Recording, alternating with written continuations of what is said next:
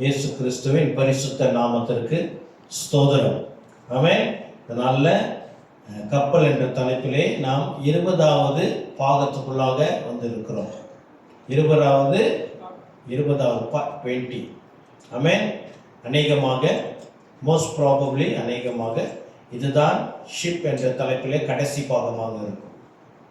ஆமென். கடைசி பாகமாக இருக்கும். அப்படி கர்த்தர் இன்னும் புதிய வெளிப்பாடுகளை கொடுத்தார் என்றால் நாம் தொடரலாம். ஆமென்.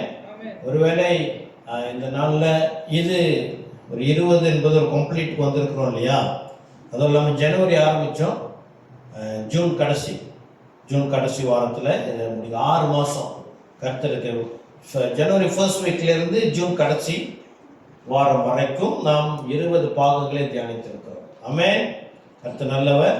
இதோட தொடர்ச்சி இருக்குமே என்று சொன்னால் கர்த்தர் பரிசுத்தநாமத்துக்கு ஸ்தோத்திரம்.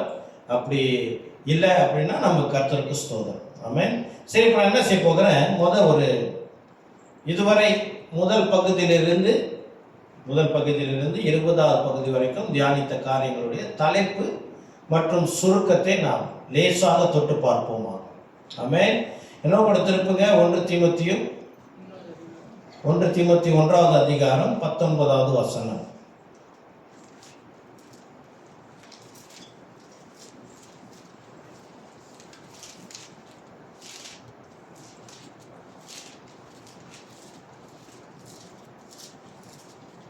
இந்த நல் மனசாட்சியை சிலர் தள்ளிவிட்டு விசுவாசமாகிய கப்பலை சேதப்படுத்தினார்கள். ஆமென். விசுவாசம் கப்பல் என்று அடையாளப்படுத்தப்பட்டு இருக்கிறதுனால இந்த வசனத்திலிருந்து நாம் தியானிக்க தொடங்கினோம். 7ஆம் தேதி 1வது மாதம்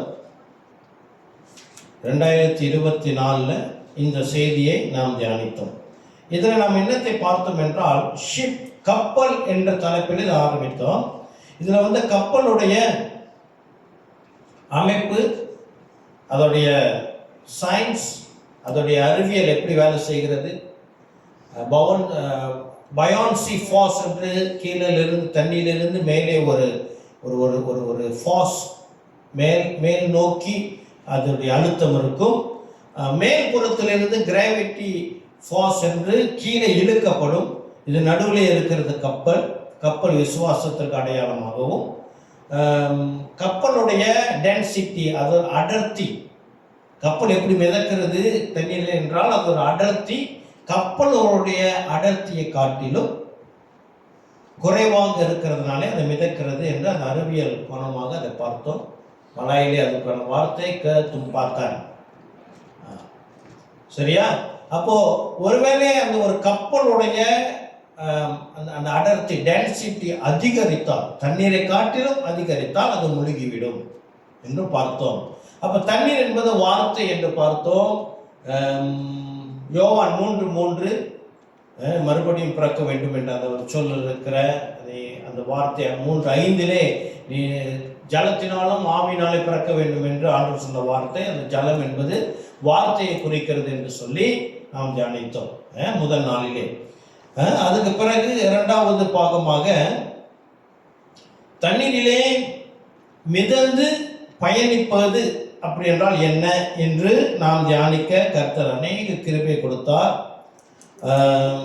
அதில் நாம் மைய வசனமாக தியானித்த வசனம் 2 கொரிந்தியர் 9:8-11 நிறைய வசனம் பார்த்தோம். பிலிப்பியர் 4:19 இதெல்லாம் நாம் பார்த்து இந்த தண்ணீரிலே நாம் எப்படி பயணிப்பது என்று சொல்லி, அப்புறம் இந்த தண்ணீர் வார்த்தை நம்ம எப்படி பலப்படுத்தும், எப்படி நம்மை சரிப்படுத்தும் என்ற உதாரணங்களை எபிரெயர் 12வது அதிகாரம் 7 எபிரெயர் 13:9 வரை உள்ள வசனங்களை நாம் தியானித்து அநேக காரியங்களை அங்கே பார்த்தோம். இது 2வது பாகம்.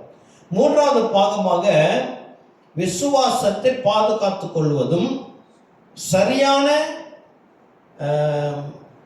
இலக்கை நோக்கி அந்த பேத் அதை நோக்கி நேராக போகுது.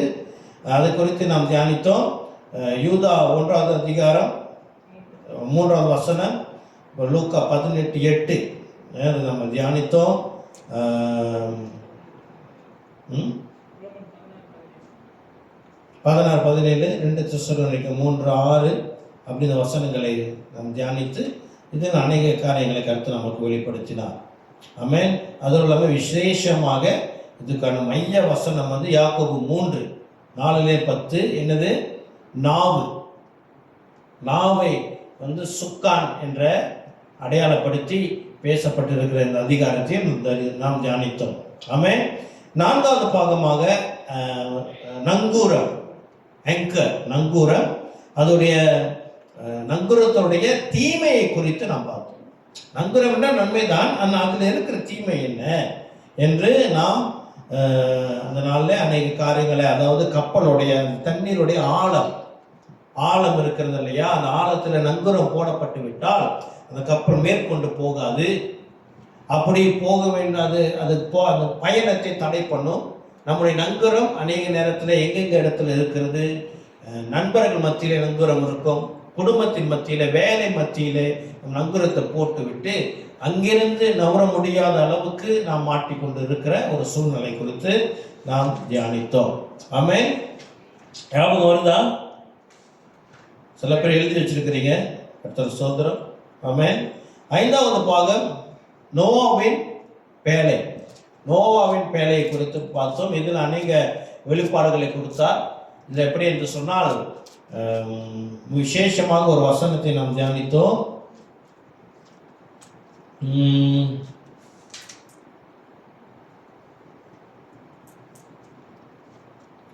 1 பேதுரு 3:20 அதை வாசிச்சுடுவோமே. ரொம்ப இன்ட்ரெஸ்டிங்கான ஒரு வசனம் அது. இதில் நாம் ஏன் இதை பார்த்தோம் என்று சொன்னால், தண்ணீர் உலகத்தை அழித்தது. தண்ணீருக்கு இருபுறம் இருக்கிறது, ஒன்று மேல்புறம், ஒன்று கீழ்ப்புறம். கீழ்ப்புறமானது நியாயம் தீர்த்து கொண்டிருந்தது, உலகத்தை நியாயம் தீர்த்து ஜனங்களுக்கு தண்டனை. மேல்புறத்திலோ அதுக்கு வாழ்வு இருந்தது. அந்த மேல்புறத்திலே நோவா மற்றும் அவரோடு கப்பலில் இருந்த அனைத்து உயிரினங்களும் பாதுகாக்கப்பட்டது. ஆமென். அப்போ நான் ஒரு கேள்வி கேட்டிருந்தேன், என்ன ஜனங்கள் நோவா அந்த பேரை காப்பாற்றப்பட்டது எதினாலே என்று கேட்டப்போ அதுக்கான பதிலை நாம் வந்து 1 பேதுரு 3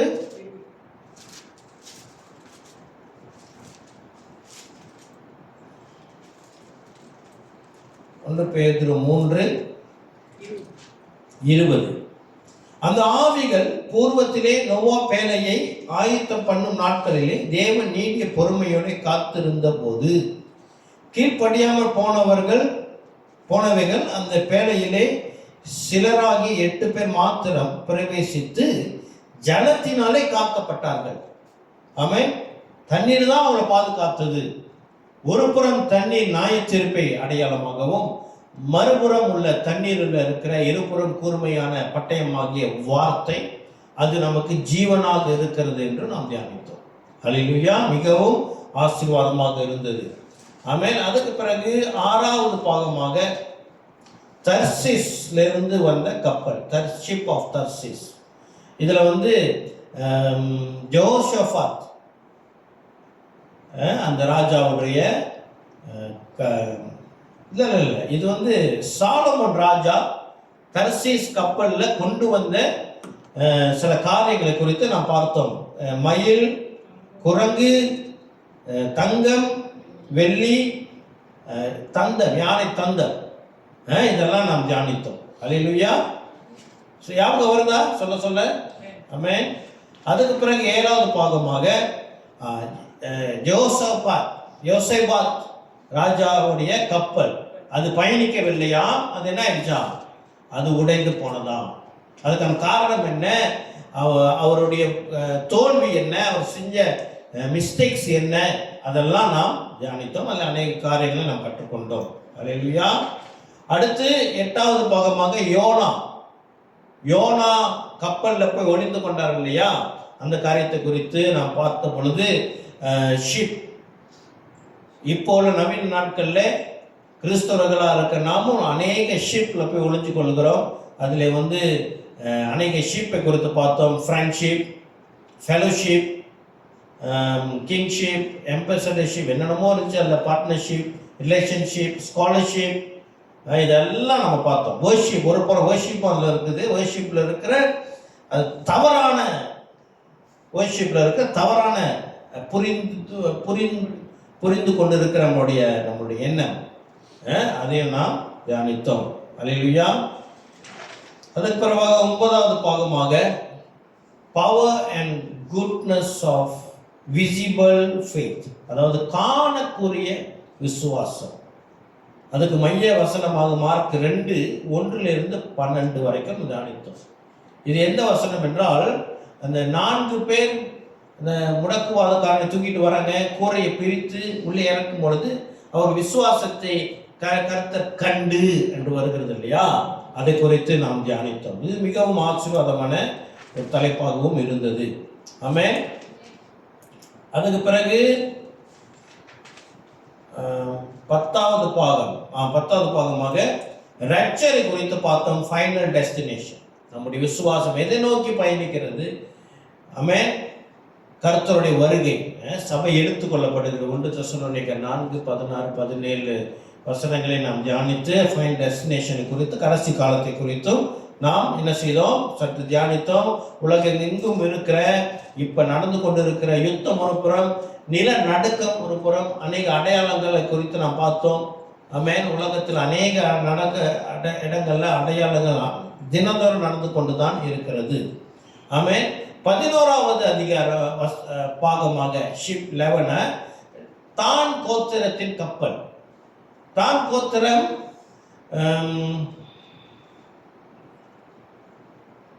எங்க என்றால் 6வது அதிகாரம், நியாயாதிபதி 6வது அதிகாரத்தில், மன்னிக்கவும் 4வது அதிகாரம் 5வது அதிகாரம்லாம் தெபோரா நியாயாதிபதியாக இருக்கும் பொழுது அவர்கள் யுத்தத்திற்கு போகும் பொழுது இந்த தான் கோத்திரத்தார் அந்த யுத்தத்தில் கலந்து கொள்ளாமல் கப்பலிலே தங்கிவிட்டார்கள். ஆக நாம் என்ன செய்கிறோம், நீ விசுவாசம் என்ற ஒரு கப்பல் இருக்கிற நம்ம எப்படியாக இருக்க வேண்டும், தான் கோத்திரத்தை போல விலகி இல்லாதபடி நாம் இஸ்ரவேலோடு இணைந்து பயணிக்கிறவர்களாக இஸ்ரவேல் நடக்கிற யுத்தத்தை குறித்து நாம் தியானித்தோம். ஆமென். ஞாபகம் இருக்குதா? இஸ்ரேல் தேசத்தில் நடக்கிற யுத்தம், அப்புறம் 83வது சங்கீதம், அல்லேலூயா, இதெல்லாம் நாம் தியானிக்க கர்த்தர் கிருபை தந்தார். ஆமென். 12வது பாகமாக ஆலயம், டெம்பிள் என்று நாம் தியானிக்க கர்த்தர் கிருபை தந்தார். இந்த ஆலயம் என்பது எவ்வளவு விசேஷித்தது.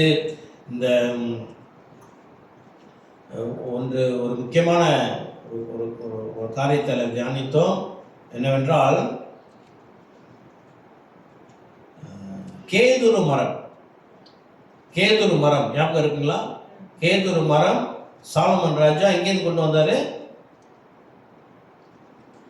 லீபோனின் கேதுரு மரம், லெபனான், அங்கிருந்து வந்து அந்த கேதுரு மரத்தினுடைய மகிமை ஆக 2:9 பிந்தின மகிமை முந்தின மகிமை காட்டிலும் சிறந்ததா, இந்த லேட்டர் க்ளோரி கிரேட்டர் தென் த ஃபார்மர் க்ளோரி என்று ஆக 2:9 இதெல்லாம் நாம் வாசித்து, மரங்கள் விசேஷமாக இந்த கேதுரு மரத்தை குறித்து நாம் தியானித்தோம். அது மிகவும் எனக்கு தனிப்பட்ட முறையில் மிகவும் ஆசீர்வாதமாக இருந்தது. ஏன்னா இதெல்லாம் வெளிப்பாடுகள். ஆமென். இதெல்லாம் வெளிப்பாடுகள். அப்புறம் 13வது அதிகாரம் கொஞ்சம் பிரபலமாக ஆகிவிட்டது. ஆமென். என்னென்றால் சிவப்பு கிடாரி, ரெட் எய்ஃபர். இந்த தலைப்பு பார்த்து அவருடைய சபையில பேசுவதற்கு என்னை அழைத்தார். ஆகினால் இதுவும் மிகவும் சிறப்பான ஒரு வெளிப்பாடு. என்னாகும் 19 4வது புத்தகம், பழைய ஏற்பாட்டில் 4வது புத்தகம் 19வது அதிகாரம் 2வது வசனம் சிவப்பு கிடாரி பற்றி எழுதப்பட்டிருக்கிறது. அதே மாதிரி புதிய ஏற்பாட்டிலே 4வது புத்தகம் 19வது அதிகாரம் யோவான் 19 2வது வசனத்தில் இயேசு கிறிஸ்து சிவப்பு அங்கி அவர் மேல் போடப்பட்டதை குறித்தும் எழுதப்பட்டிருக்கு. அது இருக்கிற ஒற்றுமையை குறித்து பார்த்தோம். ஆமென். ஆக்சுவலி இதுக்கு இன்னும் அடுத்த பகுதி வருது. சிவப்பு கிடாரியை குறித்து இன்னும் ஆழமான காரியங்கள் இருக்கிறது. அது நம்ம இன்னொரு நாள் தியானிக்க கர்த்தர் கிருபை தருவாராக. ஆமென். 14வது பாகம் உடன்படிக்கை குறித்து பார்த்தோம். கப்பல் வாங்கும் பொழுது உடன்படிக்கை, எக்ரிமெண்ட், அந்த வார்த்தையெல்லாம் கவனன் என்று நாம் தியானித்தோம். 5 விதமான உடன்படிக்கைகளை குறித்து பார்த்தோம். நோவாவின் உடன்படிக்கை, ஆபிரகாமின் உடன்படிக்கை, மோசேயின் உடன்படிக்கை, தாவீதின் உடன்படிக்கை, புதிய உடன்படிக்கை, இயேசு கிறிஸ்து நம்ம கொடுத்த புதிய உடன்படிக்கை குறித்து தியானித்தோம். அல்லேலூயா. அப்புறம் 15வது பாகமாக பெந்தகோஸ்தே என்று நம்ம பெந்திகாஸ்டல் ஷிப் என்று நாம் பெந்தகோஸ்தேயின் கப்பல் என்று நாம் தியானித்தோம். இதில் ஆவியானவருடைய செயல்பாடு குறித்து நாம் அதிகமாக தியானித்து இதில் ஒரு வித்தியாசத்தை நாம் கண்டோம். என்னென்றால் சபை விசுவாசம் தான் கப்பல். ஏன்னால் 4 கோஸ்பல்ல 4 சுவிசேஷத்தில் கப்பல் என்ற வார்த்தை வரவில்லை. முதலாக கப்பல் என்ற வார்த்தை வந்திருக்கிறது அப்போஸ்தலர் நடபடிகளிலே. அங்குதான் சபை பிறந்தது நம்ம என்று தியானித்தோம். ஆமென். 16வது பாகம் என்ன கரெக்டாக சொல்லுங்க. ராஜன் நமக்காக பிரீச் பண்ணி. ஆமென். 16வது பாகம் பாஸ்டர் நம்மோட கூட பேசினார். அல்லேலூயா.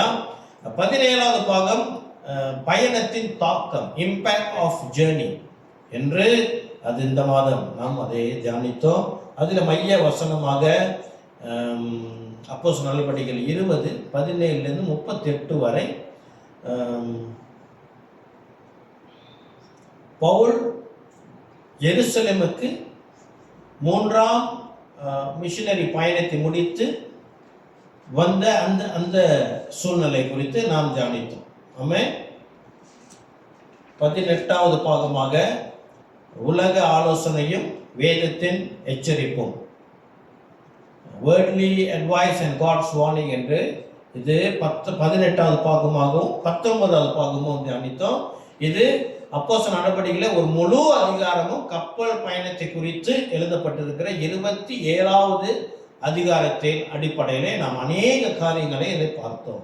அல்லேலூயா. கர்த்தர் நல்லவர். இந்த நாளில் 20வது பாகமாக நாம் வந்திருக்கிறோம். இந்த நாளினுடைய செய்தியின் தலைப்பு சொல்லிட்டேனா? நான் சொன்னதான தலைப்பு, விசுவாசத்தை காத்துக்கொள்வோம்.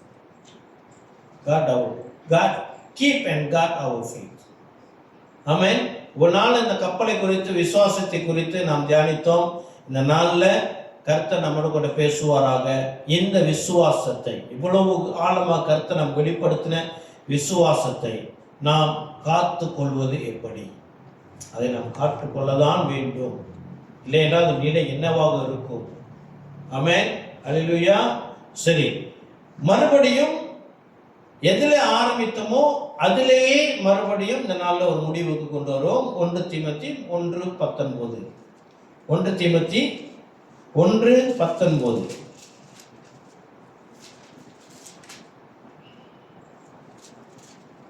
இப்ப என்ன செய்யறோம்? நம்ம அதுக்கு முந்தின வசனமும் சேர்த்து வாசிக்க போகிறோம். 18 19 கூட நாம் வாசிக்க போகிறோம். குமாரனாகிய தீமோத்தேயுவே, உன்னை குறித்து முன் உண்டான தீர்க்க தரிசனங்களின்படியே நீ அவைகளை முன்னிட்டு நல்ல போராட்டம் பண்ணும்படி இந்த கட்டளையை உனக்கு ஒப்புவிக்கிறேன். நீ விசுவாசமும் நல் மனசாட்சியும் உடையவனாயிரு. இந்த நல் மனசாட்சியை சிலர் தள்ளிவிட்டு விசுவாசமாகிய கப்பலை சேதப்படுத்தினார்கள். ஆமென். அதான் 19. கிறிஸ்து பிரியமானவர்களே, இந்த விசுவாசமாகிய கப்பல் எப்படி சேதப்படுகிறதா? 19வது வசனம் அழகா சொல்லுகிறது, இந்த நல் மனசாட்சியை சிலர் தள்ளிவிட்டு. என்ன ஆங்கிலத்தில் கான்சைன்ஸ் போட்டிருக்கா? Conscience, good conscience. எல்லா விஷயங்களையும் அதான் போட்டிருக்கு. கவுண்டரோட அப்படி போட்டிருக்கு சார். Good conscience. அதுலையும்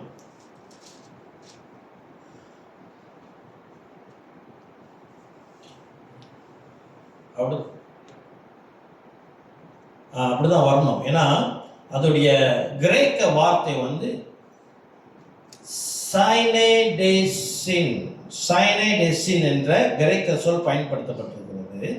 அதற்கு ஆங்கிலத்திலே கொடுக்கப்படுகிற ஒரு சரியான வார்த்தை கான்சைன்ஸ். இதில் என்ன பிரச்சனைன்னு சொன்னால், எப்பொழுதும் கிரேக்க சொல்லேருந்து எடுக்கிற, கிரேக்க எபிரேய சொல்லேருந்து எடுக்கிற வார்த்தைக்கு அதோடைய அர்த்தம் அப்படியாகவே பொருந்துகிற ஒரு வார்த்தை மற்ற மொழிகளிலே குறைபாடாக இருக்கிறது. அப்படியே, அதாவது இப்ப தமிழ்ல தண்ணீர் அப்படின்னா ஆங்கிலத்திலே வாட்டர் சொல்றோம் இல்லையா, அது அப்படியே பொறுத்து அந்த மாதிரி இந்த கிரேக்க மொழியிலும் எபிரேய மொழியிலும் இருக்கிற அந்த அந்த அதோடைய அர்த்தம் ஆங்கிலத்திலும் சரி தமிழிலும் சரி அப்படியே 100% கிடைக்காது. இதை சில வார்த்தைகளை கோர்த்து 2-3 வார்த்தைகளை இணைத்து தான் என்ன செய்ய முடியும், அதற்கான அர்த்தத்தை விளங்கி கொள்ள முடியும். அப்படியாக இந்த வார்த்தை, இந்த சைனைடெசின் என்ற கிரேக்க வார்த்தைக்கு அவங்க கொடுக்கப்பட்டிருக்கிற ஆங்கிலத்தில் கொடுக்கப்பட்டிருக்கிற அர்த்தம் என்னென்றால், 2 வார்த்தை அது ஒன்றாக கோக்கப்பட்டதாக இருக்கிறது. ஒன்று வித் WITH இருக்கு இல்லையா, வித் மீ, வித் யூ, அந்த இருக்குல்ல வித், அப்புறம் நாலேஜ், இது 2ம் இணைக்கப்பட்டிருக்கிறது. அதை ஆக இதுக்கு இந்த 2 வார்த்தையும் ஆங்கில வித் நாலேஜ் அப்படி சொல்றத இவர்கள் சிறப்பாக ஆங்கிலத்திலே சொல்ல முடியும் என்றால் ஷேர்ட் நாலேஜ், அதாவது பகிர்ந்து கொள்ளப்பட்ட அறிவு, ஞானமுள்ள அறிவு. ஆமென். அதை இங்கிலீஷ் டிக்ஷனரியில இந்த கான்சைன்ஸ் என்ற வார்த்தைக்கு என்ன அர்த்தம் கொடுத்திருக்கிறாங்கன்னா, ஆங்கிலத்தில் நான் படிக்கிறேன், a person's moral sense of right and wrong. எப்படி ஒரு மனுஷனுக்கு இருக்கிற ஒரு உணர்வு நன்மையின் மேலும் தீமையின் மேலும், இது நன்மை இது தீமை. ஆமென். இந்த வார்த்தைக்கு கேள்விப்பட்ட மாதிரி இருக்கா? நன்மை தீமை எங்க கேள்விப்பட்டிருக்கோம்?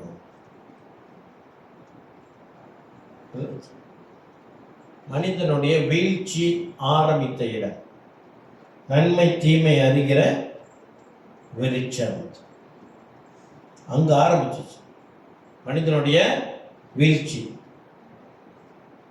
அங்க பாவம் உள்ளுக்கு நுழையலன்னு சொன்னா நமக்கு விசுவாசம் தேவையில்லை. விசுவாசம் என்பது என்ன? விசுவாசம் என்றால் சுருக்கமா சொல்லணும்னு சொன்னா, இப்ப நான் இங்க காற்று இருக்கிறது நான் விசுவாசிக்க தேவையில்லை, அப்படித்தானே? காற்று இருக்கிறது யாச்சும் விசுவாசிச்சாதான் நம்ம மூச்சு விட போறோம், இல்ல, அதே இருக்கிற ஒன்றாக இருக்கிறது. ஆமென். அப்படி ஆதாம் தேவனோடு அப்படிதான் இருந்தார். தேவன் ஆதாமோடு இருக்கிறவராக இருந்தார். அவர் பேர் என்னது? அயங்கட்டாயன், நான் இருக்கிறவராகவே இருக்கிறேன். ஹல்லேலூயா. அப்போ பாவத்துக்கு முன்பதாக ஆதாம் தேவனை தேவன் என்று விசுவாசிக்க தேவையில்லை, ஏன்னா அவரோட கூட இருக்கிறார். இப்ப ஏன் மனிதனுக்கு தேவனை விசுவாசிக்க வேண்டும் என்ற ஒரு சூழ்நிலை வந்தது? தேவனுக்கும் மனிதனுக்கும் உறவு துண்டித்து விட்டது. ஆமென். உதாரணத்திற்கு காற்றை நாம் அடையாளமாக வைத்து சொல்லுவோம் என்று சொன்னால், இப்ப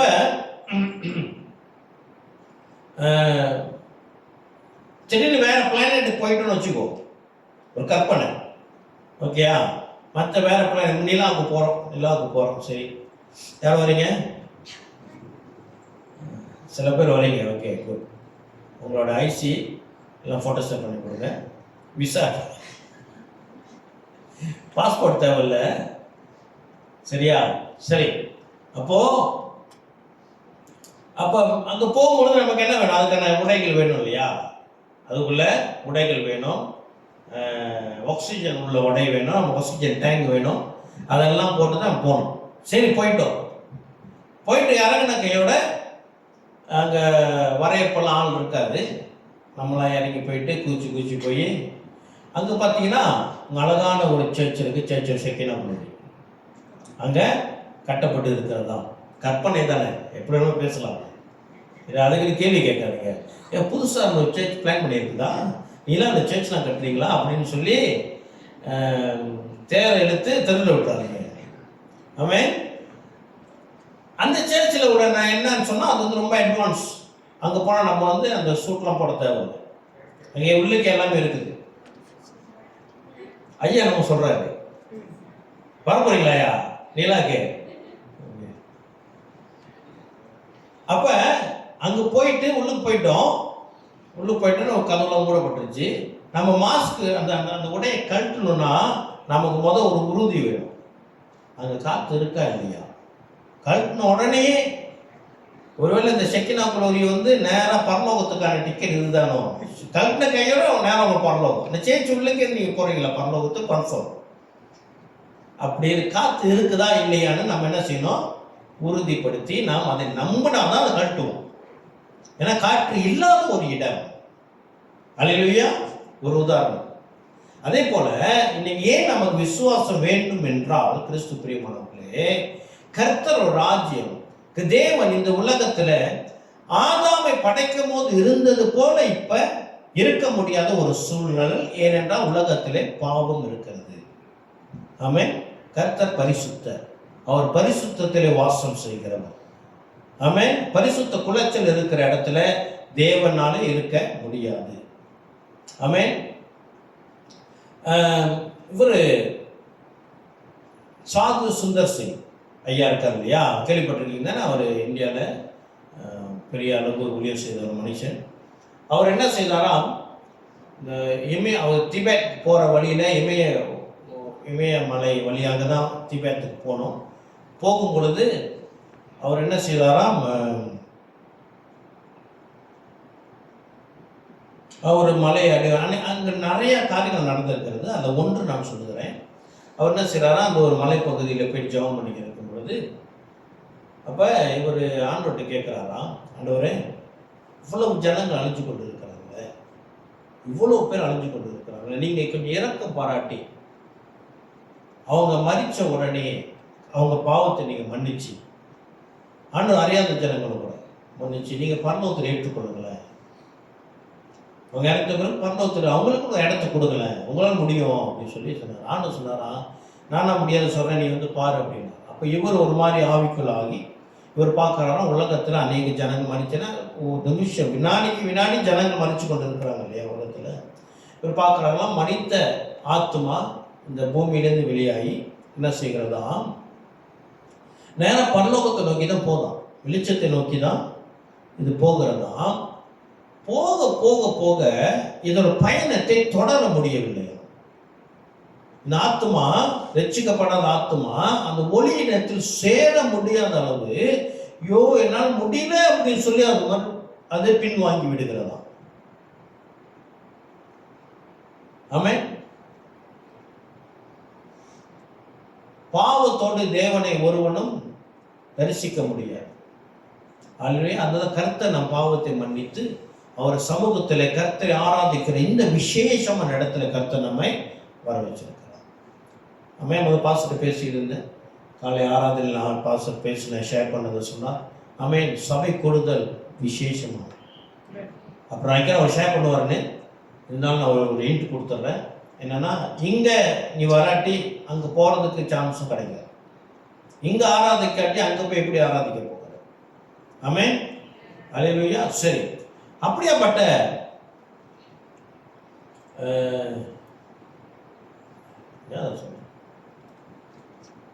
உடம்பு முடியல, அதான் கொஞ்சம் ஓடிடுச்சு. சரி, இப்போ ஓகே, என்னன்னா விசுவாசம். கர்த்தர் நம்மோட இப்போ எப்படி இருக்கிறார்? தேடுகிறவர் கண்டடைவான், அப்படியாக இருக்கிறார் அவர். ஆமென். அவரை நாம் தேடி கண்டுபிடிக்கிற அளவுக்கு கர்த்தருடைய பிரசன்னம் இந்த பூமியிலே ஆதாம் காலத்துக்கு முன்பதாக இருந்தது போல இருக்காத கூடியது. காரணம் என்ன? பூமி பாவத்தினால் நிரம்பி இருக்கிறது. அல்லேலூயா. ஆக இப்போ நம்ம அவரோட சேர வேண்டும் என்று சொன்னால் அது ஒரே ஒரு வழிதான் உண்டு, விசுவாசம். அந்த விசுவாசம் என்ன? என்ன விசுவாசமா? கர்த்தராகிய இயேசு கிறிஸ்துவை விசுவாசிக்கிற விசுவாசம். அல்லேலூயா. 1 யோவான் 3:16. அதுதான் நம்முடைய விசுவாசத்துடைய கீ. வேற எதெல்லாம் நம்ம விசுவாசிக்கணும்? ஒன்னே ஒன்று தான், இயேசு கிறிஸ்துவை விசுவாசிக்கவே. ஆமென். இந்த விசுவாசம் கப்பல் எப்படி உடைந்து போகும் என்றால், இந்த கான்சைன்ஸ் என்று பார்த்தோம் இல்லையா, இந்த குட் கான்சைன்ஸ், அது நம்மிடம் இல்லாத போது பாருங்க, 19வது வசனம் 1 தீமோத்தி 1வது அதிகாரம் 19வது வசனம். இந்த நல்மனசாட்சியை சிலர் தள்ளிவிட்டு அந்த குட் கான்சைன்ஸ் அவங்க தள்ளி விட்டதுனால அவங்களுடைய விசுவாச கப்பல் உடைந்து போகிறதாம்.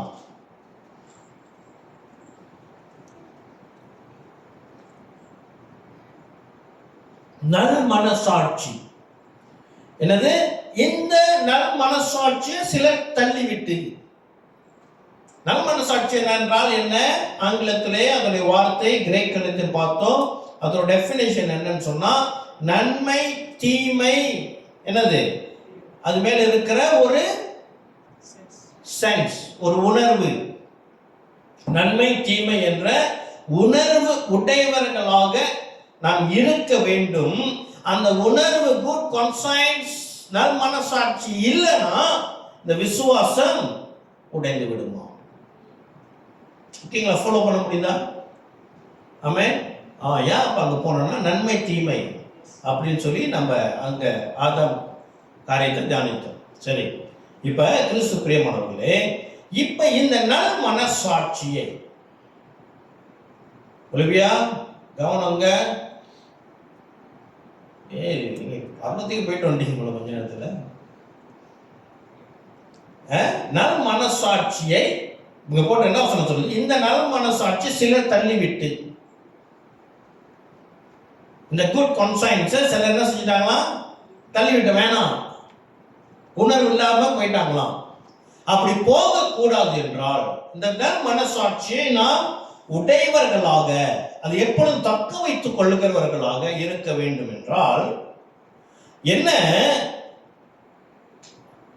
நாம் நன்மை தீமையின் மேலே ஒரு உணர்வு, ஒரு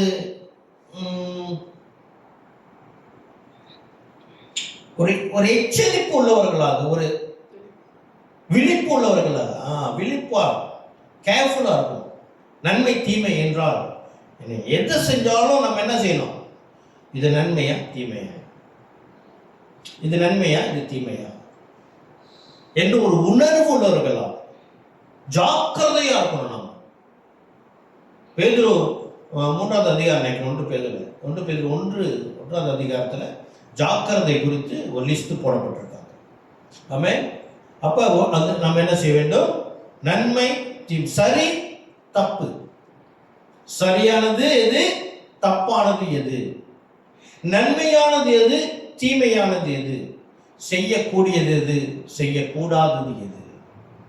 ஹல்லேலூயா. இதிலே நாம் எப்படியாக இருக்க வேண்டும்?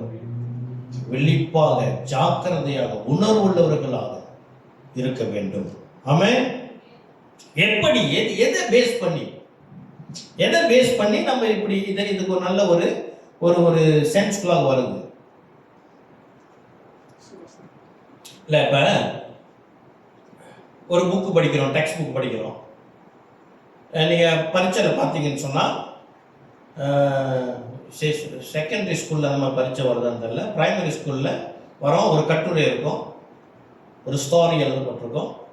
அந்த ஸ்டோரியில என்னென்ன எழுதப்பட்டு இப்போ கீழே அந்த ஸ்டோரியின் அடிப்படையில் கேள்வி கேட்கப்படும்.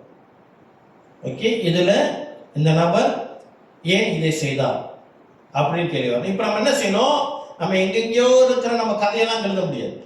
அங்கே மேலே என்ன குறிக்கப்பட்டிருக்கிறதோ அதில் இருக்கிற விடை தான் எழுதணும். அந்த விடை சரியா தவறா என்பது அந்த மேலே இருக்கிற பேராகிராஃபை அடிப்படையாக கொண்டதாக இருக்க வேண்டும். ஆமென். அதே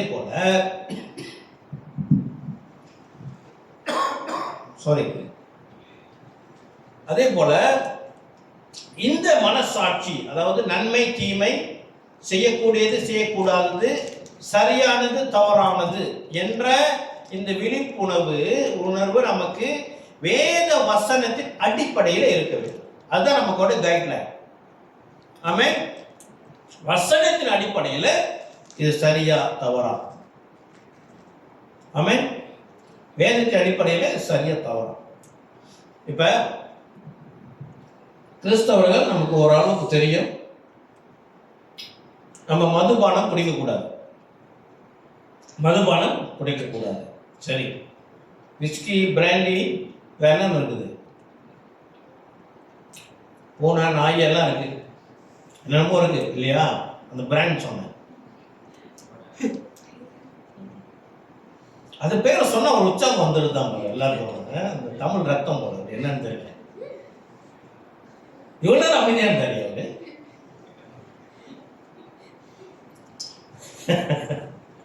சரி, ஓகே. But wine குடிக்கலாமே? சொல்ல வைன் குடிக்கலாமா? வைன் தப்பு இல்லையா? பைபிள் இருக்குதா? அம்மா பைபிள் இருக்குதா? பைபிள் அது குடிக்கணும்னு போட்டிருக்கா, குடிக்கூடாதுன்னு போட்டிருக்கா?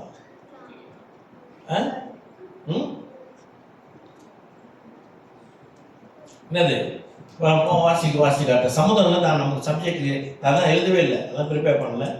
நிறைய காரம் பேசிட்டு எதுவுமே ப்ரிப்பேர் பண்ணால் தான் பேசிக்கிட்டு இருக்கேன். சரி, என்னோட திருப்புங்க. Proverbs, நீதிமொழிகள் 23:31 இல்லையா? ரைட் தான்.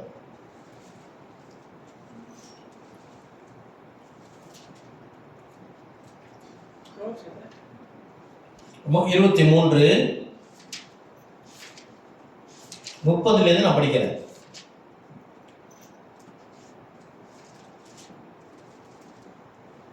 படிக்கிறேன். 31. மதுபானம் இரத்த வருணமாய் இருந்து பாத்திரத்தில் பளபளப்பாய் தோன்றும் போது நீ அதை பாராதே. அது மெதுவாய் இறங்கும், முடிவிலே அது பாம்பை போல் கடிக்கும், விரியனை போல் தீண்டும். ஆங்கிலத்தில் ரேட் வைன் போட்டிருக்கு. when the wine is red அப்படிதான் போட்டிருக்கு. என்ன சொல்லுது இந்த வசனம்? குடின்னு சொல்லுதா, குடிக்கூடாதுன்னு சொல்லுதா?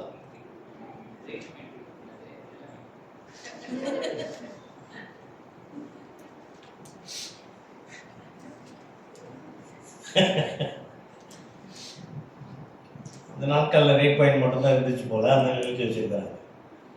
அப்புறம் ஆண்டவருக்கு ஒரு மெசேஜ் அனுப்பி போடுறேன். ஆண்டவருக்கு கொஞ்சம் திருத்தி பல வருடம் போட்டுருவோம். ஆமென். சரியா? யூதர்களும் அவர்கள் கலாச்சாரத்திலே இந்த ரேட் வைன் குடிக்கிறது, அதாவது ஆல்கோஹால் இருக்க ரேட் வைன் குடிக்கிறது, இப்போ நவீன நாட்கள் குடிக்கிற மாதிரி அப்படி ரோவா ரத்தம் மாதிரி குடிக்க மாட்டாங்க. அவங்க என்ன செய்வாங்கன்னா, அதில் இருக்கிற மேபி ஒரு கிளாஸ் அளவுக்கு 13 கிளாஸ் தண்ணீர் சேர்ப்பாங்க. அது அவங்களோட அளவு. அப்படி தான் அவங்களும் குடிப்பாங்க.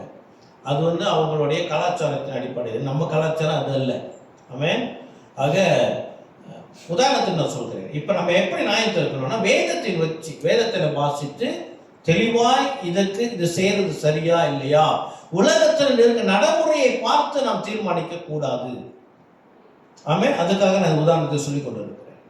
நம்முடைய ஒரு காரியம் இது நன்மை இல்லை இது தீமை, நான் செய்யக்கூடாது என்பது எனக்கு கற்றுக் கொடுப்பது வேதம். ஆக இந்த சொன்ன இல்லையா, இந்த கான்சைன்ஸ் அந்த வார்த்தைக்கு என்ன போட்டிருக்குது? ஷேர்ட் நாலேஜ், பகிரப்பட்ட அறிவு. அந்த அறிவு எங்கே வரும்? நமக்கு வேதத்திலிருந்து வர வேண்டும்.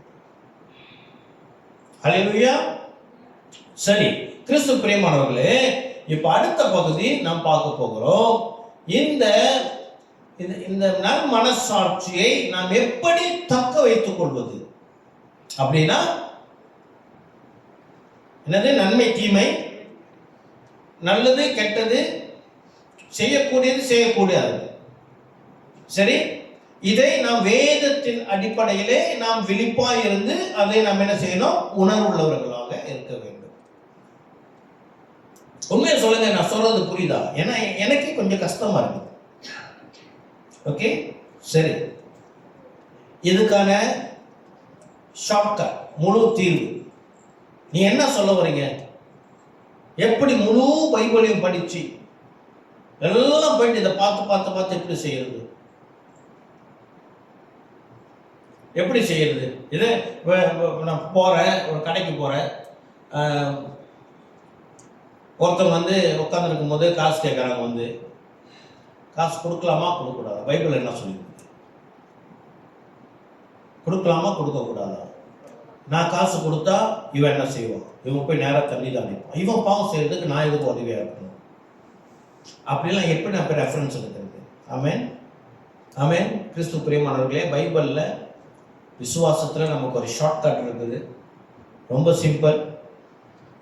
இயேசு கிறிஸ்துவை மத்தியில் வைத்து இயேசு கிறிஸ்துவில் நம் முழு விசுவாசம் உள்ளவர்களாக நம் வாழ்க்கையில் எல்லா காரியத்திலும் கர்த்தராகிய இயேசு கிறிஸ்துவை முன் வைத்து, ஆமென், முன் வைத்து நம்முடைய விசுவாசம், நம்முடைய வாழ்க்கை, நாம் செய்கிற எதுவாக இருந்தாலும் பயணிக்கிறவர்களாக இருக்கும் பொழுது கர்த்தர் நமக்கு வாய்ப்பு பண்ணுவார். கொலோசியர் 3:17 திருப்புனே, கொலோசியர் 3:17.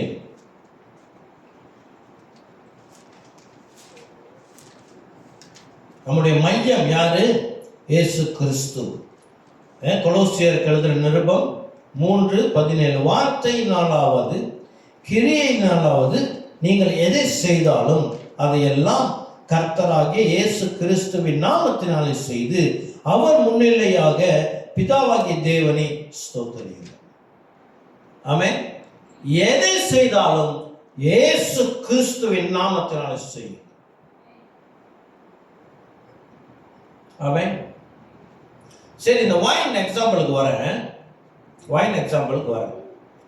பொதுவாக இந்த வைன் குடிக்கிறவங்க, பொதுவாக நான் சொல்கிறேன், எனக்கு இந்த அனுபவம் இல்லை, பொதுவாக நான் சொல்கிறேன், இந்த வைன் குடிக்கிறவங்க தனிமையில குடிக்க மாட்டாங்க. அவங்க ஒரு 2-3 கம்பெனி வேணும். ஆமாம் தானே?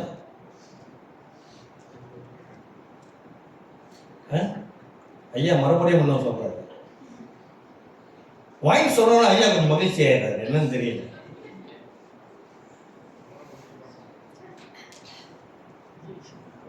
இல்லை, நான் சொல்ல சரிதானே? வைன் குடிக்கிறவங்க எப்போதும் 2-3 ஆள் கூட இருக்கணும். சரியா?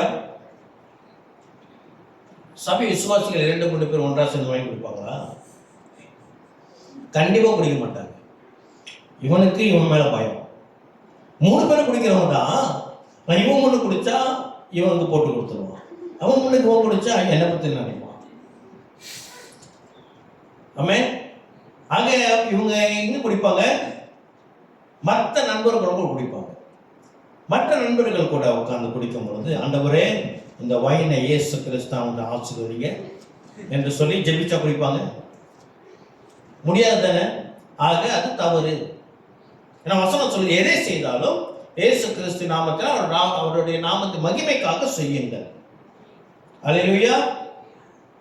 ரொம்ப சிம்பிள்.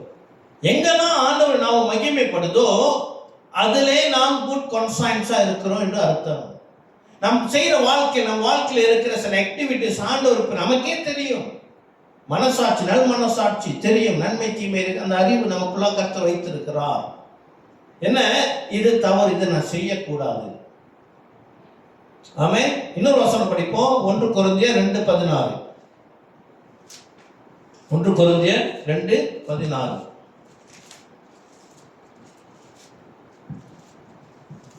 கர்த்தருக்கு போதிக்கத்தக்கதாக அவருடைய சிந்தையை அறிந்தவன் யார்? எங்களுக்கோ கிறிஸ்துவின் சிந்தை உண்டாயிருக்கிறது. ஆமென். நம்முடைய சிந்தை யாருடைய சிந்தையா? கிறிஸ்துவின் சிந்தை உடையவர்களாக நாம் இருக்க வேண்டுமா? அல்லேலூயா. கிறிஸ்து பிரியமானவர்களே, அநேக நேரத்தில் நம்ம விழுந்து போகிறது நம்ம சிந்தனையில தான், நம்ம யோசிக்கிறதுல தான் எல்லா தீமையும் முதல் ஆரம்பிக்குது. சரியா? கிறிஸ்தவனுடைய வீழ்ச்சி எங்க தொடக்கம்னா முதல் யோசிக்கிறது தான். அதை செஞ்சா இதை செஞ்சா அப்படி இருக்கும், அதை செஞ்சா அப்படி இருக்கும், முதல் சிந்தையில தான் ஆரம்பிக்குது. ஆமென். அந்த சிந்தையை கர்த்தர் எப்படி மாத்தினார்? அவருடைய சிந்தையினாலே அவருடைய சாயலாக நம்மை மாற்றிவிட்டார். அப்ப இந்த சிந்தை கிறிஸ்துவின் சிந்தையாக இருக்கிறது என்று சொன்னால் நிச்சயமாக நம்ம என்ன செய்ய மாட்டோம்? தீமைக்கு பின் செல்ல மாட்டோம். செய்யக்கூடாத காரியத்தை நாம் செய்ய மாட்டோம். செய்ய வேண்டிய காரியத்தை செய்யாமல் இருக்க மாட்டோம். எது செய்யணுமோ கண்டிப்பா செய்யணும். சபை கூடுதலை சில விட்டு விடாதபடி நீங்க விட்டு விடாதீங்க, நான் விட்டு விட மாட்டேன்.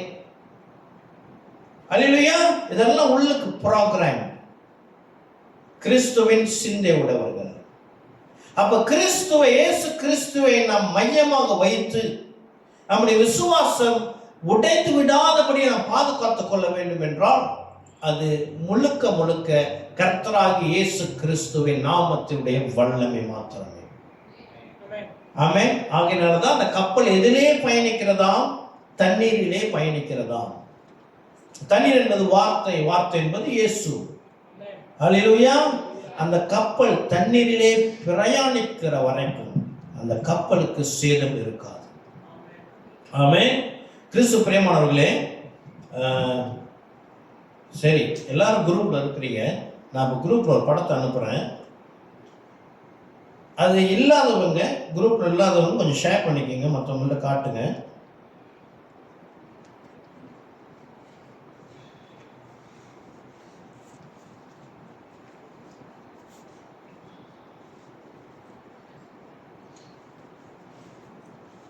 ரொம்ப சின்னதாக இருக்கும், ஜூம் பண்ணி தான் பார்க்கணும். எல்லாரும் ஃபோன் எடுத்து பார்க்கலாம், அனுமதி உண்டு. இந்த படத்தை மட்டும் பாருங்கள், வேற பார்த்து இருக்காதீங்க. ஓ ரைட், இன்னைக்கு நல்ல நம்மளுக்கு புல்பீட்லேருந்து அனுமதி கிடச்சிருச்சுன்னு சொல்லி என்ன எழுதியிருக்குது? என்ன படம் அது? ஒரு கப்பலுடைய படம். நான் செஞ்சது உண்மையிலே அந்த கப்பல் இருக்கான்னு கேட்காதீங்க. அதில் என்ன போட்டிருக்கு? 1 தீமோத்தேயு 1:19 ஃபெய்த் என்று போட்டிருக்கிறேன். இப்போ அந்த கப்பலில் என்னென்னலாம் ஏறி இருக்குதா, கப்பல் என்னென்னலாம் இருக்குதான்? முதலாவது படிப்போம். சுகாதாரம், ஹெல்த், அப்புறம் பாதுகாப்பு, ப்ரொடெக்ஷன், அப்புறம் படிப்பு, அகாடமி, குடும்பம், நண்பர்கள், சபை, வியாபாரம், வேலை, எதிர்காலம், நம்முடைய கேரியர், நம்முடைய திட்டங்கள், திருமணம், நேரம், கொடுக்கிறது, பெற்றுக்கொள்வது, வேதம், ஜெபம், ஒழுக்கம், ஒபீடியன்ஸ், கீழ்ப்படிதல், உண்ணுது, சாப்பாடு, ஈட்டிங்ஸ், ஃபாஸ்டிங், உபவாசம், வலி, உறவினர்கள், பிரச்சனைகள், கவலைகள், மகிழ்ச்சி, வெற்றி, சக்சஸ், வெற்றி, தோல்விகள், ஃபெயிலியர், பிட்ரையல்ஸ். இதில் இவ்வளோதான் என்ன எழுத முடிஞ்சு. இன்னும் ஏகப்பட்டது நீங்கள் உங்கள் வாழ்க்கையில் உள்ளதை நீங்கள் அதில் என்ன செய்யலாம்? சேர்த்துக்கொள்ளலாம். கிறிஸ்து பிரியமானவர்களே, எல்லா பகுதியிலையும் இயேசு கிறிஸ்துவை நாம் அனுமதிப்போமாக. ஆமென். இயேசு கிறிஸ்துவை அனுமதிப்போமாக. தலைவலியா? தலைவலி கோபம் எல்லாருக்கும் வரும். ஆண்டவரே, கர்த்தர் இந்த தலைவலியிலிருந்து எனக்கு விடுதலை கொடுக்கும். கர்த்தர் இந்த தலைவலியிலிருந்து எனக்கு விடுதலை கொடுக்கும். ஏதோ ஒரு பிரச்சனை, வேலையில் ஒரு சின்ன மிஸ்டேக் செஞ்சாச்சு, ஏதோ ஒரு பை மிஸ்டேக், ஏதோ ஒரு வாழ்க்கையில் எவ்ரிபடி மேக் மிஸ்டேக்ஸ். ஆண்டவரே, நான் மிஸ்டேக் பண்ணிட்டேன், கர்த்தர் எனக்கு தீர்வு கொடுங்க. இயேசு நீர் எனக்கு தீர்வு கொடுங்க. எதை செய்தாலும் இயேசு கிறிஸ்து நாமத்தினால் செய்யுங்க. ஆமென். சுகாதார பாதிப்பு, பொருளாதார பாதிப்பு, ஆண்டவரை கர்த்தர் எனக்கு உதவி செய்யும், கர்த்தர் எனக்கு உதவி செய்யுங்க. நான் என்னுடைய சொந்த பலத்தை தேடாதபடி. ஆமென். இது உண்மை, இது உண்மை. கிறிஸ்து பிரியமானவர்களே, இதுதான் என்னது? Child like faith. ஆண்டவர் சொன்னாரு, சிறு பிள்ளையை போல் நீ மாறாவிட்டால் தேவன் ராஜ்யத்தில் பிரவேசிக்க மாட்டார். சிறு பிள்ளைகள் 5-6 வயசு சிறு பிள்ளைகள், அவங்களுக்கு எது வேணும்னாலும் என்னது? அப்பாவோட கேட்பாங்க. ஆமென். நாம் தேவனை சார்ந்தவர்களாக இருக்க வேண்டும். ஆமென். இன்னொரு இன்ட்ரெஸ்டிங்கான வசனம் காட்டுவோம். நான் முதல் அதிகாரத்தில் ஆரம்பித்தோம், 1 தீமோத்தேயுல முதல் அதிகாரத்தில் ஆரம்பித்தோம். அதற்கான முடிவு கடைசி அதிகாரத்தில் அதே 19ஆம் வசனத்தில் இருக்கு. ஆமென். 1 தீமோத்தேயு 6வது அதிகாரம் 19வது வசனத்தை வாசிப்போம். 19, 20.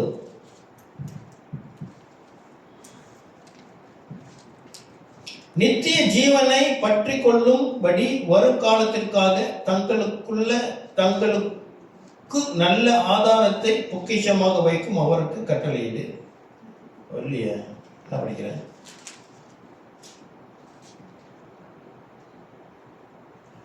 தீமோத்தேயு 6 மன்னிக்கவும் 20வது வசனம். 20 ஓ தீமோத்தேயுவே, உன்னிடத்தில் ஒப்புவிக்கப்பட்டதை நீ காத்துக்கொண்டு. என்ன ஒப்புவிக்கப்பட்டிருக்கா? தீமோத்தேயு என்ன ஒப்புவிக்கப்பட்டிருக்குது? விசுவாசம். ஓகே, 1:19 என்ன போட்டிருக்குது? அந்த விசுவாசம் நல் மனசாட்சி இல்லைன்னா உடைந்து விடும், கப்பலுக்கு அடையாளமா கப்பல் கவிழ்ந்து விடும். இப்ப நீ அதை என்ன செய்யணுமா? நீ அதை காத்து கொள்ள வேண்டுமா? எப்படி காத்துக் கொள்வது? அதான் தியானிச்சுட்டு வந்திருக்கிறோம். என்னது? இயேசு கிறிஸ்துவை மையமாய் வைத்து நீ காத்து கொண்டால் என்னது? உன்னுடைய விசுவாசம்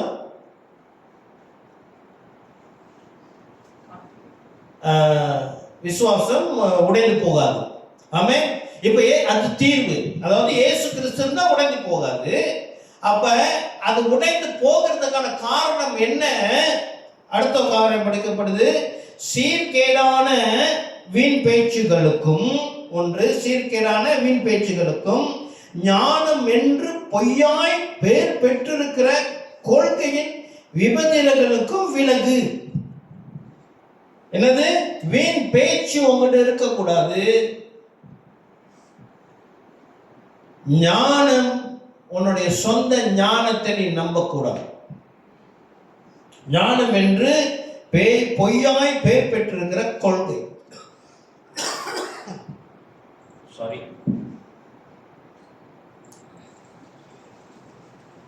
ஆமென். கிறிஸ்து பிரியமானவர்களே, அநேக நேரத்தில் மனிதனுடைய செயல்பாடு அவனுக்குன்னு சில கொள்கை. நான் இப்படிங்க, நான் இப்படியாப்பட்டவன், நான் இப்படிதான், சரியா? அந்த கொள்கையை நிலைநாட்டுவதற்கு அவன் செய்கிற எல்லாம் அவனுடைய சொந்த ஞானமாக இருக்கும். சரியா? உதாரணத்துக்கு நான் சொல்றேன். கிறிஸ்தவர்கள் பொதுவாக சொல்லுவாங்க, பொதுவாக சபைகளை சொல்லுகிறதுன்னு, சர்ச்சுக்கு நீங்க டிஷர்ட் போட்டு வரக்கூடாதுன்னு சொல்லுவாங்க. கேள்விப்பட்டிருக்கீங்க? டிஷர்ட் போடக்கூடாது அப்படின்னு சொல்லுவாங்க. ஆனா வேதத்தின்படி அதுக்கு ஆதாரம் இல்லை. பொதுவான ஒரு அண்டர்ஸ்டாண்டிங், சபைக்கு வரும், ஆண்டு சமூகத்தில் வரும், நல்லா உடுத்திட்டு வரணும், டீசெண்டாக இருக்கணும், டிஷர்ட் போடுறது கொஞ்சம் நல்லா இருக்காது அப்படின்னு சொல்லுவாங்க. ஆனால் வேதத்தில் ஆதாரம் இல்லை. அப்போ ஒரு சபை பாஸ்டருக்கும் அந்த சபையில் இருக்கிற விசுவாசிகளுக்கு ஒரு கொள்கை இருக்கிறது. என்ன? அது வேதத்திலிருந்து வரவில்லை. ஒரு கொள்கை இருக்கிறது. என்ன? சபைக்கு டிஷர்ட் போடக்கூடாது. அப்ப இந்த கொள்கையை கடைபிடிப்பதற்கு அவங்க ஞானமாய் பேசுவாங்க, என்னென்னமோ கொண்டு வருவாங்க, சம்மதம் இல்லாம பேசுவாங்க. இப்படி வந்தா இது, அப்படி வந்தா அது, இது வந்தா இது, அது இது. ஆமே. நீங்க டிஷர்ட் போட்டுட்டும் வரலாம், நல்லா உடுத்தி கோட் போட்டுட்டும் வரலாம். ஆனா நமக்கு என்ன இருக்க வேண்டும்? கர்த்தருக்கு என்னால் எது பெஸ்டா கொடுக்க முடியுமோ அதை கொடுக்கறது சிறப்பு. ஆமே. டிஷர்ட் போட்டு வர்றது பாவம் அல்ல. ஆனா இந்த உபதேசம் சொந்த ஞானம், சொந்த கொள்கை இருக்கு இல்லையா, நான் ஒரு பிரின்சிப் வச்சிருக்கேன் இல்லையா, அதை நான் நிலைநாட்டுவதற்கு பொய்யான காரியங்களை ஞானமாய் பேசுவேன். ஆமே. கிறிஸ்து பிரியமானவர்களே, நம்முடைய வாழ்க்கை அநேக நேரத்தில் நமக்கு சொந்த கொள்கையினாலே தான் நம்ம வழி நடத்தி கொண்டு இருக்கிறோம். ஐ ஹவ் லைஃப் பிரின்சிபல், எனக்கு இருக்கு, நான் இப்படி, நான் உனக்கு இப்படி இருக்கணும், அப்படி இருக்கணும், கரெக்டாக இருக்கிறேன், நான் இப்படி தான் போவேன். ஆமே. அது வேதத்தில் வந்ததா என்று ஆராய்ந்து பார்க்க வேண்டும். வேதத்தில் இருக்கிற டூஸ் அண்ட் டோன்ட்ஸ், செய்யக்கூடியது செய்யக்கூடாது என் வாழ்க்கையில அது எப்படி இருக்கலாம்? அது என் கொள்கையாக இருக்கலாம். ஆனா நம்மளே சொந்தமா ஒரு காரியத்தை வழி அமைச்சு வச்சிருப்போம் இல்லையா, அந்த கொள்கை உடையவர்களாக நாம் இருந்தோம் என்று சொன்னால் நாம் விசுவாசத்திலிருந்து விலகி போய்விடும். அந்த கொள்கைக்கு கர்த்தர் கேரண்டி கொடுக்க மாட்டார். என்ன ஆண்டவர் எப்படி சொல்லிட்டீங்க, நான் எப்படியா பட்டோம் பாருங்க, சர்ச்சுக்கு டிஷர்ட் போட்டு வரக்கூடாதுன்னு சொல்லி நான் எவ்வளோ ஸ்ட்ரிக்டாக இருந்தேன், நீங்கள் எனக்கு பரலோகத்துக்கு இடம் கொடுக்கலையா? உதாரணம் சொல்றேன், நான் அவங்ககிட்ட சொல்லவே இல்லையே, ஆண்டவர் கேட்பார், நான் அவங்ககிட்ட சொன்னேன் டிஷர்ட் போடக்கூடாதுன்னு. ஆமே. சொந்த கொள்கை உடையவர்களாக இருக்கக்கூடாது. என்ன போட்டிருக்குது மறுபடியும் படிக்கிறேன். உன்னிடத்தில் ஒப்புவிக்கப்பட்டதை நீ காத்துக்கொண்டு சீர்கேடான வீண் பேச்சுகளுக்கும் ஞானம் என்று பொய்யாய் பெயர் பெற்றிருக்கிற கொள்கையின் விபதிலங்களுக்கு விலகு. வீண் பேச்சு இருக்கக்கூடாது. தேவ ராஜ்யம் is not in mere talking, பேச்சில் அல்ல. கிறிஸ்து பிரியமானவர்களே, விசுவாசத்தை குறித்து நம்ம வாய்க்கிலேயே பேசலாம். ஆமென். வாயிலேயே வடை சுடலாம். நம்ம விசுவாசத்தை நம்ம பேச்சில் காட்டக்கூடாது. ஏன் சில பேர்ட்ட நமக்கு தெரியும் அவங்க ஆவிக்குரிய காரியத்தில் வீக்காக இருக்கிறாங்க. ஆமென். ஆவிக்குரிய காரியத்தில் வீக்காக இருக்கிறாங்க. நம்ம பார்க்குறோம், ஆண்டவர் போய் சந்தித்து பேச சொல்கிறாரு. அங்கே போனோம்னா என்னோட அனுமதி சொல்கிறேன்னு எனக்கே குற்றம் உணர்ச்சி சொல்கிறோம். இவ்வளோ பரிசுத்தமான மக்கள் மத்தியிலையா ஆண்டவர் என்ன போய் பேச சொல்கிறாரு? நானே என்கிட்டே குறைபாடு தெரியுது. ஏன்னா அவங்க பேச்சு எப்படி இருக்கும்? யார் என்ன பேசியிருக்கோம்? ஆமா இல்லையா? யார் இந்த வார்த்தை கண்டுபிடிச்சாங்க தெரியல. வாயிலே வடை சொல்றது நமக்கு பொருத்தமா இருக்கு இல்லையா? இன்னைக்கு வடைலாம் ஒன்றும் இல்லை, நான் கொடுக்குறேன் உங்களுக்கு. இதுதான் வாயிலே வடை சொல்றது. ஆமென். தெளிவா சொல்லுது, ரொம்ப பேசாதீங்க. ஆமென். போன வாரம் ஒரு பாட்டு பண்ணணும். நேற்று கூட பிரதர் சொல்லியிருந்தேன், அருமையான பாட்டு. அழியும் என் உதடுகள் கொண்டு அழியா உன் வார்த்தை சொல்ல எத்தனாய் இருந்த என்னை தெரிந்தெடுத்து. அல்லேலூயா. ஆமென். இந்த வாய் நாவு இருக்கு இல்லையா, அவருடைய வார்த்தை சொல்வதற்கு பயன்படும். வீண் பேச்சுக்கும் அதை செஞ்சிருவேன் அங்கே போயிடுவோம் அது இதுன்னு ஆண்டவர் ராஜ்யத்தில் நம்ம பேசிக்கிட்டு இருக்க முடியாது. ஆமென். மறந்துட வேணாம், அவர் வார்த்தையானவர். ஆமென். அவர் வார்த்தையானவர். நம்முடைய வார்த்தை அவரை போல இருக்க வேண்டும். அப்ப வீண் பேச்சு. அடுத்து என்னது?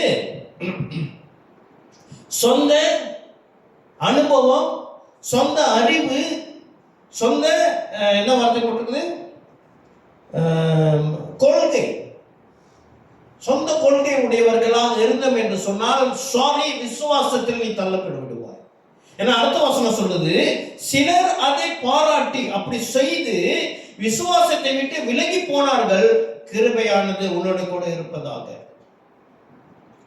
அவர் சொன்னார், அவர் ப்ரூவ் பண்றாரு போல். அவர் பார்த்து எழுதுனது. இப்படி பேச நான் பார்த்திருக்கிறேயா, அவன் விசுவாசத்திலே இல்லை, நீ கிருபையை பெற்றிருக்க. ஆமென். அப்படி என்று பவுல் ஒரு ஆலோசனை, ஒரு எச்சரிப்பு கொடுக்கிறார். ஆக கிறிஸ்து பிரியமானவர்களே, கப்பல் என்ற தலைப்பிலே கடைசி பாகத்துக்கு வந்திருக்கிற நாம் இந்த நாளில் கர்த்தர் நமக்கு என்ன சொல்லி கொடுக்கிறார்? நீ உன் விசுவாசத்தை பாதுகாத்துக்கொள். விசுவாசத்தை பாதுகாத்துக்கொள். எப்படி உன் விசுவாசத்தை பாதுகாத்துக் கொள்கிறாய் என்றால், உன் விசுவாச பயணத்திலே உன் முழு வாழ்க்கையும் அதில் உள்ளடங்கி இருக்கிறது. அதில் இருக்கிற லிஸ்ட் எல்லாம் பார்த்தோம். அது எல்லா பகுதிகளிலும் கர்த்தராகிய இயேசு கிறிஸ்துவை நீ அனுமதிக்க வேண்டும். கர்த்தராகிய இயேசு கிறிஸ்துவை நீ முன் வைக்க வேண்டும். ஆமென். எதை செய்தாலும் இயேசுவின் நாமத்தினால் செய்கிறவனாக இருந்து, நன்மை தீமையை அறிகிறவனாக, நல் மனசாட்சி உடையவனாக இருந்து நீ உன் விசுவாசத்தை பாதுகாத்துக்கொள். ஒரு புறம் அந்த விசுவாசத்தை நீ விழுந்து விடக்கூடாது என்றால் இன்னொன்று என்ன செய்ய வேண்டுமா? வீண் பேச்சு பேசாதிரு. அடுத்து என்ன? உன் சொந்த கொள்கையின் பேரிலே உனக்கு இருக்கிற ஞானம் என்ற உன்னோட சொந்த பலத்தை, சொந்த அறிவை நீ நம்பாதே. வேதத்தின் அறிவிலே உன் வாழ்க்கையை நீ தொடரும்படி கர்த்தர் நம்மோடு கூட இன்னைக்கு என்ன இருக்கிறார்? பேசுகிறார். ஆமென். நான் சமீபத்தில் ஏற்கனவே ஒரு கதை கேட்ட கதை, சமீபத்தில் மறுபடியும் நான் அதை கேட்டேன். ரொம்ப இன்ட்ரெஸ்டிங்காக இருந்துச்சு. நம்ம கப்பல் என்ற தலைப்பில் பேசுகிறதுனாலே நான் அந்த கதையை நான் பகிர்ந்து கொள்வேன். ஆமென். எப்படி என்றால், ஒரு கப்பல், நம்ம இந்த ஃபோட்டோவில் பார்த்தோம் இல்லையா, அந்த மாதிரி ஒரு பெரிய கப்பல்.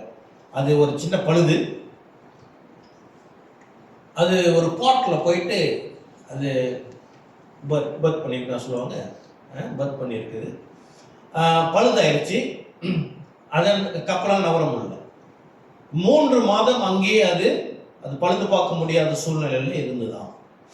அப்போது ஒருத்தர் என்ன செஞ்சார், யாராலும் வந்து பார்த்தா முடியல, நல்ல ஒரு எக்ஸ்பர்ட்டை வர வச்சாங்க. அவர் என்ன செஞ்சார், அந்த முழு கப்பலையும் உள்ளே வெளியே எல்லாம் போய் பார்த்து எல்லாம் செஞ்சு அந்த என்ஜின் இருக்கிற பகுதியில் போயிட்டு ஒரு இடத்துல அவருடைய சுத்திய லாம்பர் இருக்கு இல்லையா, அதை எடுத்து ஒரு இடத்துல ஒரு தட்டு தட்டினார். ஒரு தட்டு என்ஜின் ஸ்டார்ட் எடுத்துச்சு. ஆமென். கப்பல் ஓகே. அப்புறம் என்ன செய்யறாரு இவரு, ஓகே கப்பல் பயணிச்சு அந்த கம்பெனிக்கு இவர் வந்து என்ன செய்யறாரு, அவருடைய பில் அனுப்பி விடுறாரு, மேல் அனுப்புறாரு. எவ்வளவு? 2 லட்சம் வெள்ளி. அதற்கு பழுது பார்த்த எவ்வளவு செலவு? 2 லட்சம் வெள்ளி. ஆமென். அப்போ கப்பையின் உரிமையாளர் என்ன சொல்றாருன்னா, 2 லட்சம் வெள்ளியா, எனக்கு பிரேக் டவுன் கொடுங்க, என்னென்னக்கு நீங்கள் சார்ஜ் பண்ணியிருக்கிறீங்க, பிரேக் என்ன சொன்னார், பிரேக் டவுன் கொடுங்க அப்படின்னு சொல்கிறார். அப்போ இவர் வந்து இன்வாய்ஸ் அனுப்புகிறாரு. பிரேக் டவுன் என்னன்னா, நான் உங்கள் கப்பல் இருக்கிற இடத்துக்கு வந்த செலவு, அந்த டிரான்ஸ்போர்ட் செலவு, அப்புறம் என்னோடய சுத்தியல் எடுத்து நான் அடித்தேன் இல்லையா, தட்டினேன் இல்லையா, அதுக்கு சார்ஜஸ் 200 வெள்ளி. பாக்கி 1,199,800 ரிங்கிட், 1,90,908 வெள்ளி வந்து இந்த இடத்துல எப்படி எங்கே அடிக்கணும்னு 40 வருஷம் என்னோட அனுபவம், அதற்கான பணம்.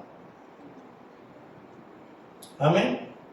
இதை நான் செஞ்சேன்னு சொன்னால் நான் தற்செயலாக செய்யல, இதற்கான நாலேஜ் எனக்கு 40 வருஷம் அனுபவம். அந்த அனுபவத்தில் தான் நான் இதை செஞ்சேன். It is not free. Amen. கிறிஸ்து பிரியமானவர்களே, நம்முடைய விசுவாசம் என்பது கர்த்தராலே துவக்கி வைக்கப்பட்டது. விசுவாசத்தை தொடக்கிறவரும் வெடிக்கிறவரும் கர்த்தராகிய இயேசு கிறிஸ்து. இடையில கப்பல் பழுதா போகுது என்று சொன்னால் நிச்சயமாக ஆண்டவராலே அல்ல. எத்தனை பேர் விசுவாசிக்கிறீங்க?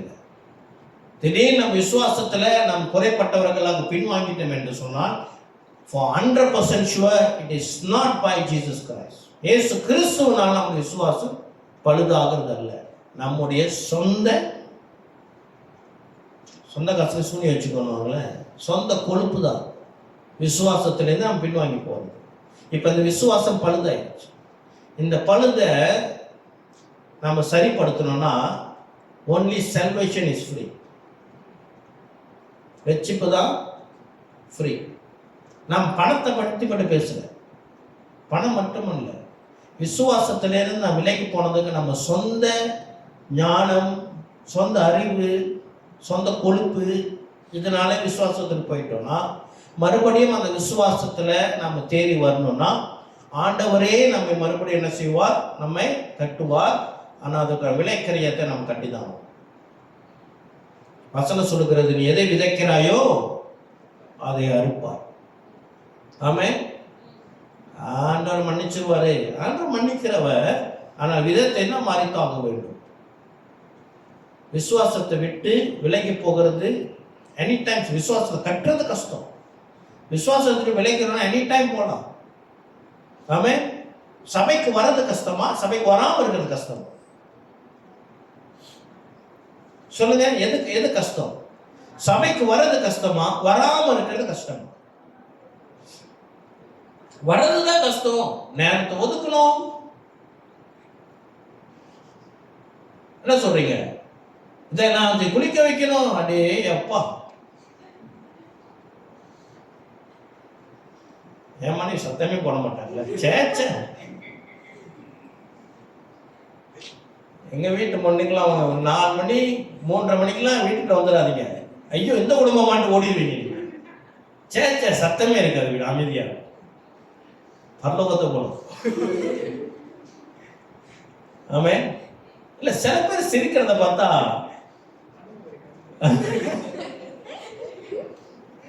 ஆமே. அல்லேலூயா. அப்ப சபைக்கு வர்றதுதான் கஷ்டம். அப்ப விசுவாசத்தில் விளக்குறது தான் சுலபம். ஆனா விளக்கிட்டணும், மறுபடியும் அதை கட்டுறது. எபேலியர் 6 வசனத்தை படிச்சு முடிக்கிறேன். எபேலியர் 6 8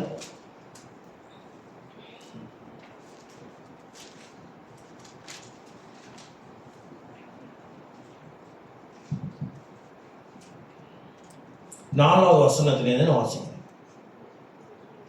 Hebrews chapter 6 verse 4. ஏனெனில் ஒரு தரம் பிரகாசிப்பிக்கப்பட்டும் பரம ஈவை ருசி பார்த்தும் பரிசுத்த ஆவியை பெற்றும் தேவனுடைய நல்வார்த்தையும் இனிவரும் உலகத்தின் பலன்களையும் ருசி பார்த்தும் மறுதலித்து போனவர்கள் தேவனுடைய குமாரனை தாங்களே மறுபடியும் சிலுவையிலே அறைந்து அவமானப்படுகிறபடியால் மன திரும்புவதற்கு ஏதுவாய் அவர்களை மறுபடியும் புதுப்பிக்கிறது கூடாத காரியம். Very difficult. ஆமென். அது கிறிஸ்து பிரியமானவர்களே, இந்த விசுவாசம் என்ற கப்பலை நாம் தக்க வைத்துக் ஆமென் தக்க வைத்துக் கொள்வது முழுக்க முழுக்க இயேசு கிறிஸ்துவை முன்வைத்து அவருடைய ஞானம், அவருடைய அறிவு, வேத அறிவிலே நாம் என்ன செய்யணும், பயணிக்கிறவர்களாக இருக்கிறோம். ஜெபித்து ஒப்பு கொடுப்போம். பாஸ் சொல்லுவோம். நல்ல ஆண்டவரே, கண்களை மூடி கிருபை நிறைந்த ஆண்டவரே, பிதாவே, இந்த விசுவாசம் கப்பல் என்ற தலைப்பில் கர்த்தர் எங்களோடு கூட 6 மாதம் 20 பாகமாக பேசி, இதோ இந்த ஒரு ஃபைனல் இந்த பாகத்திலே கர்த்தர் எங்களுக்கு இந்த விசுவாசத்தின் மேன்மையை கற்றுக் கொடுத்தது போல இந்த விசுவாசத்தை பாதுகாத்துக் கொள்ளவும் கர்த்தர் எங்களுக்கு வேதத்தின்படி ஆலோசனை கொடுத்ததுக்காக நன்றி செலுத்துகிறோம். ஆண்டவரே, நான் இந்த செய்தி கேட்காத வராத ஜனங்களுக்காக ஜெபிக்கிறேன். இதோ இந்த செய்தியானது யூடியூப்ல பகிரப்பட்டு அநேகரில் ஆசீர்வதிக்கப்படவும் கர்த்தர் கிருபை தருவீராக. எங்கள் விசுவாசத்தை பாதுகாத்துக் கொள்ள கர்த்தர் எங்களுக்கு உதவி செய்யுங்க. குற்றத்தை மன்னிங்க, பாவத்தை மன்னிங்க. கர்த்தர் இரக்கமாய் இருப்பீராக. இயேசு கிறிஸ்துவின் நாமத்தினால் ஏற்றுக்கொள்ளுங்க. ஜீவனுள்ள நல்ல அப்பாவே. ஆமென், ஆமென், ஆமென்.